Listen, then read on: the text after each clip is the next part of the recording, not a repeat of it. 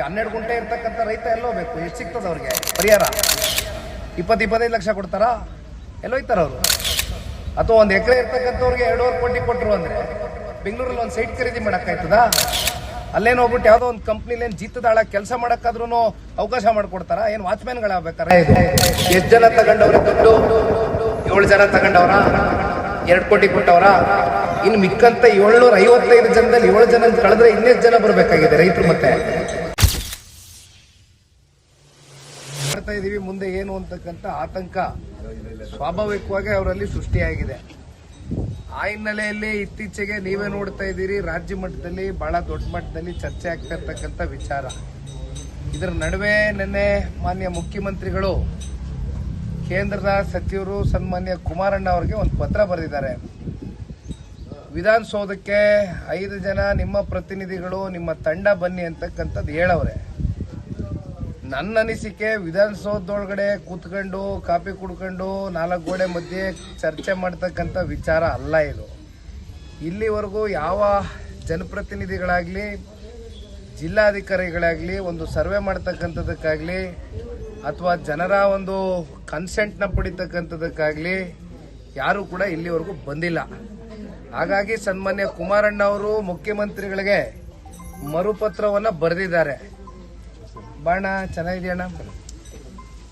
ವಿಚಾರ ಇಷ್ಟೇ, ಬೈರ್ಮಂಗ್ಲ ಸರ್ಕಲ್ಗೆ ಮಾನ್ಯ ಮುಖ್ಯಮಂತ್ರಿಗಳಿಗೆ 27ನೇ ತಾರೀಕು ಕೇಂದ್ರದ ಸಚಿವರು ಸನ್ಮಾನ್ಯ ಕುಮಾರಣ್ಣ ಅವರು ಆಹ್ವಾನ ಕೊಟ್ಟಿದ್ದಾರೆ.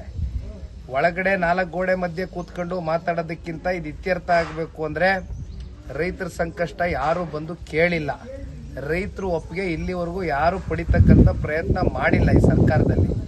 ಹಾಗಾಗಿ ನಾವು ತುಂಬ ಹೃದಯದಿಂದ ಮುಖ್ಯಮಂತ್ರಿಗಳಿಗೆ ಬೈರ್ಮಂಗ್ಲ ಸರ್ಕಲ್ನಲ್ಲಿ ಇರ್ತಕ್ಕಂಥ 9 ರೆವಿನ್ಯೂ ಗ್ರಾಮಗಳಲ್ಲಿ ನಾನು ಮತ್ತೆ ಹೇಳ್ತೇನೆ, ಯಾವ ತಂಡ ಇಲ್ಲ ಕುಮಾರಣ್ಣಂಗೆ.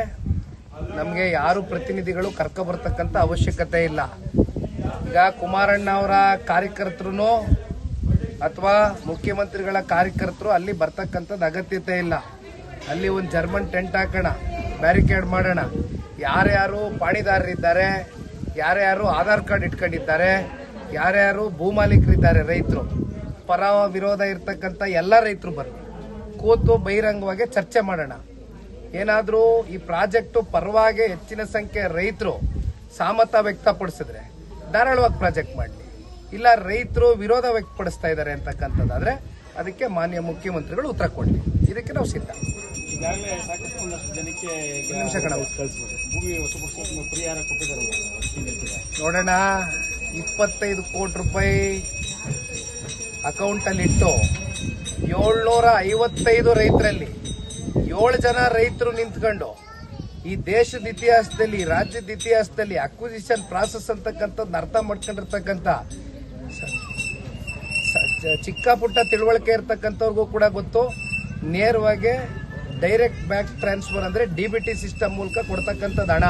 ಯಾರನ್ನು ಕರೆದು ಚೆಕ್ ಕೊಟ್ಕೊಂಡು ಇಲ್ಲಿ ಹೊರಗಡೆ ಶೋ ಕೊಟ್ಕೊಂಡು ಮಾಡ್ತಕ್ಕಂಥ ಪ್ರೊಸೀಜರ್ ಅಲ್ಲ ಇದು. ಎಷ್ಟು ಜನ ತಗೊಂಡವ್ರೆ ದುಡ್ಡು? 7 ಜನ ತಗೊಂಡವ್ರ? 2 ಕೋಟಿ ಕೊಟ್ಟವ್ರ? ಇನ್ನು ಮಿಕ್ಕಂತ 755 ಜನದಲ್ಲಿ 7 ಜನ ಕಳೆದ್ರೆ ಇನ್ನೆಷ್ಟು ಜನ ಬರಬೇಕಾಗಿದೆ ರೈತರು? ಮತ್ತೆ ಅವ್ರು ಯಾಕೆ ಬಂದಿಲ್ಲ?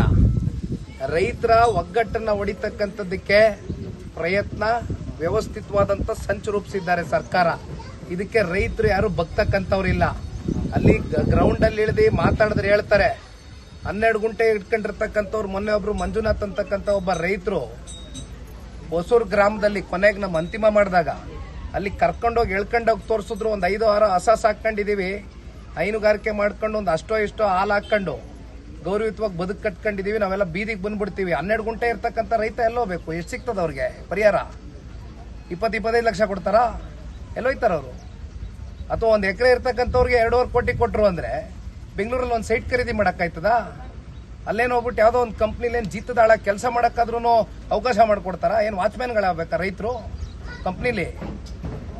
ಏನ್ ಮಾಡ್ಬೇಕಂತ ಇದಾರೆ? 12 ಗುಂಟೆ ಇರ್ತಕ್ಕಂಥ ರೈತ ಎಲ್ಲೋ ಬೇಕು, ಎಷ್ಟು ಸಿಗ್ತದೆ ಅವ್ರಿಗೆ ಪರಿಹಾರ? 20-25 ಲಕ್ಷ ಕೊಡ್ತಾರಾ? ಎಲ್ಲೋಯ್ತಾರ ಅವರು? ಅಥವಾ 1 ಎಕರೆ ಇರ್ತಕ್ಕಂಥವ್ರಿಗೆ 2.5 ಕೋಟಿ ಕೊಟ್ಟರು ಅಂದ್ರೆ ಬೆಂಗಳೂರಲ್ಲಿ ಒಂದು ಸೈಟ್ ಖರೀದಿ ಮಾಡಕ್ಕಾಯ್ತದ? ಅಲ್ಲೇನು ಹೋಗ್ಬಿಟ್ಟು ಯಾವುದೋ ಒಂದು ಕಂಪ್ನಿಲೇನು ಜೀತದಾಳ ಕೆಲಸ ಮಾಡಕ್ಕಾದ್ರೂ ಅವಕಾಶ ಮಾಡಿಕೊಡ್ತಾರ? ಏನು ವಾಚ್ಮ್ಯಾನ್ಗಳಾಗಬೇಕಾ? ಎಷ್ಟು ಜನ ತಗೊಂಡವ್ರೆ ದುಡ್ಡು? 7 ಜನ ತಗೊಂಡವ್ರ? 2 ಕೋಟಿ ಕೊಟ್ಟವರ. ಇನ್ನು ಮಿಕ್ಕಂತ 755 ಜನದಲ್ಲಿ 7 ಜನ ಕಳೆದ್ರೆ ಇನ್ನೆಷ್ಟು ಜನ ಬರಬೇಕಾಗಿದೆ ರೈತರು ಮತ್ತೆ